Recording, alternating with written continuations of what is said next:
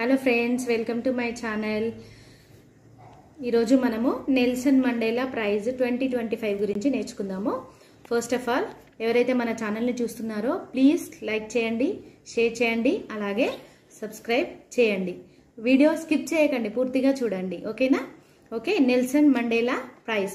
ఈ Nelson Mandela బహుమతి అనేది ఐక్యరాజ్య సమితి వారు స్థాపించిన ఒక ప్రతిష్టాత్మక అంతర్జాతీయ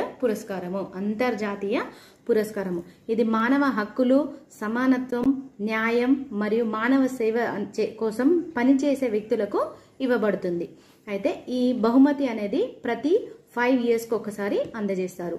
దీని యొక్క విశేషాలు ఏంటియో చూద్దాము.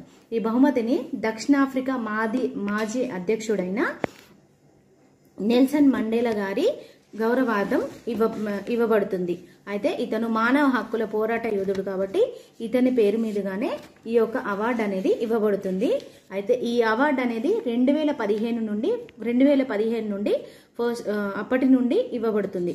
అంటే 2015 నుండి ప్రదానం చేయబడుతుంది. ఈ అవార్డు గ్రహీతల గుర్తింపుగా ఒక పథకము మరియు ఒక సర్టిఫికేట్ అనేది ఇవ్వబడుతుంది. నగదు బహుమతి అనేది ఇవ్వబడదు. ఈ అవార్డు ఒక సర్టిఫికేట్ అనేది ఇవ్వబడుతుంది.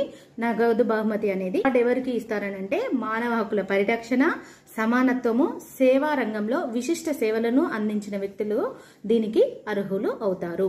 అయితే ఎవరైతే దీనికి ఎంపిక అవుతారు అనంటే ప్రభుత్వ మరియు స్వచ్ఛంద సంస్థల నుండి వేరైన వ్యక్తులకే ఈ అవార్డు అనేది అందిస్తారు. అదేవిధంగా మరియు ఈ అవార్డు అనేది ఒక పురుషుడికి, ఒక మహిళకి మాత్రమే అందిస్తారు.